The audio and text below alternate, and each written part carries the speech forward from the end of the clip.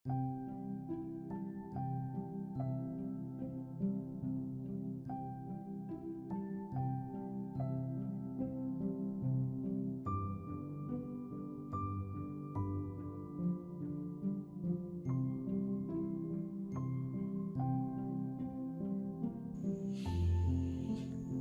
Ibu, Saudara-saudari umat beriman yang terkasih dalam Kristus.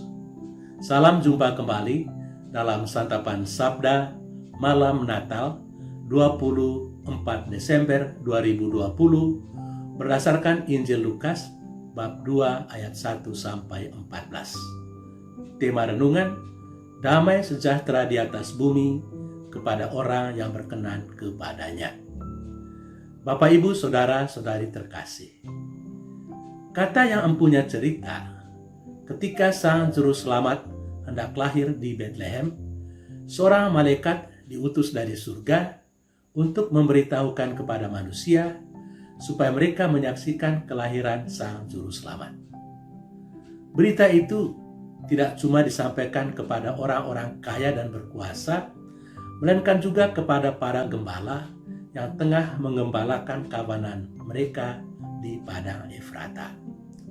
Selain kepada manusia, malaikat itu juga diutus kepada para binatang supaya mereka mengirimkan utusan untuk menyambut kedatangan Sang Juru Selamat. Maka singa si raja hutan itu berkata kepada malaikat itu, "Sayalah yang paling pantas mewakili binatang-binatang untuk menyaksikan kelahiran Sang Juru Selamat, karena saya adalah raja yang sanggup menjamin keamanan." Tetapi malaikat itu menjawab, "Sang Juru Selamat adalah Raja Damai. Dia tidak membutuhkan pendekatan keamanan, dan karena itu kehadiran Anda tidak terlalu dibutuhkan." Kemudian kancil maju dan berkata, "Sayalah binatang yang paling pantas untuk mewakili para binatang, karena saya cukup cerdik untuk membuat lobi kemana-mana sehingga kedatangan Raja Damai bisa diterima oleh semua pihak." Tetapi malaikat itu berkata kepada sang kancil, "Juru Selamat adalah Raja kejujuran dan ketulusan. Dia tidak membutuhkan kelicikan dan rekayasa." Demikian hampir setiap binatang mempertontonkan kebolehannya. Setelah semua binatang itu hampir selesai berbicara, malaikat itu memperhatikan bahwa wakil keledai, lembu, dan domba berdiam diri dan tidak berbicara. Malaikat itu bertanya, "Mengapa Anda tidak menawarkan diri?" Keledai berkata, "Apalah artinya kami para keledai ini untuk Juru Selamat? Kami sering dianggap bodoh dan paling-paling hanya untuk ditunggangi." Kemudian wakil lembu berkata, "Apalah artinya lembu bagi Sang Juru Selamat? Kami hanya ditugaskan untuk menarik bajak dan memikul beban." Lalu wakil domba maju ke depan dan berkata, "Apalah artinya kami para domba ini untuk Sang Juru Selamat? Paling-paling hanya bulu kami yang digunakan untuk menjadi selimut." Dan setelah semua selesai berbicara, malaikat itu akhirnya memutuskan bahwa yang menyaksikan kelahiran Sang Juru Selamat adalah para gembala mewakili manusia, sedangkan lembu, domba, dan keledai mewakili binatang karena kesederhanaan dan semangat pengorbanan mereka. Saudara-saudari terkasih, pada malam ini kita merayakan pesta ulang tahun kelahiran Tuhan Yesus 2000-an tahun yang lalu di Betlehem dalam kesederhanaan dan disaksikan oleh para gembala dan binatang-binatang seperti domba, keledai, dan lembu. Apakah makna dari perayaan agung yang kita rayakan pada malam ini? Ada banyak makna yang bisa diambil, dan 3 diantaranya adalah sebagai berikut. Pertama, malam ini adalah malam penuh kemuliaan. Kemuliaan yang diwartakan oleh malaikat di Bethlehem dan juga kepada kita pada malam ini dan juga kepada seluruh umat manusia. Oleh peristiwa malam ini, kita semua akhirnya kembali diangkat atau dimuliakan menjadi anak-anak Allah. Kedua, malam ini adalah malam penuh sukacita.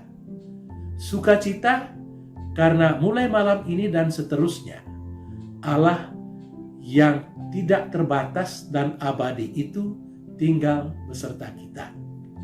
Dia tidak lagi tinggal jauh dari kita. Kita tidak perlu mencarinya di langit atau di mana-mana, karena dia ada di tengah kita. Dia dekat dengan kita. Dia telah menjadi manusia dan tinggal di antara kita. Apa yang kita alami sebagai manusia juga akan dialami oleh Sang Juru Selamat, termasuk kesukaran-kesukaran hidup dan penderitaan-penderitaan yang kita alami. Ketiga, malam ini adalah malam terang. Terang yang telah diramalkan oleh Nabi Yesaya sebagaimana kita dengar dalam bacaan pertama. Terang itu menerangi orang yang berjalan dalam kegelapan. Para gembala menemukan apa yang telah diramalkan oleh Nabi Yesaya, yakni seorang putra telah dilahirkan bagi kita. Dan para gembala itu mengerti bahwa kemuliaan, sukacita, dan terang itu terarah kepada Yesus yang lahir di kandang Bethlehem. Kamu akan menjumpai seorang bayi dan dibungkus dengan lampin dan terbaring di dalam palungan. Ini merupakan tanda yang benar untuk bisa menemukan Yesus. Yesus hanya bisa ditemukan di dalam kesederhanaan. Guna menjumpai Tuhan, kita mesti pergi ke sana, menemukan di dalam kesederhanaan dan ketidakberdayaan. Kita mesti membungkuk dan merendahkan diri, serta membuat diri kita kecil. Kanak-kanak Yesus yang terbaring lemah di dalam palungan menantang kita untuk menanggalkan nafsu-nafsu menguasai orang lain, ambisi untuk menjadi orang penting, atau keinginan-keinginan yang tidak mungkin terwujud, atau kesedihan yang berkepanjangan, atau kekecewaan yang tak pernah habis-habisnya.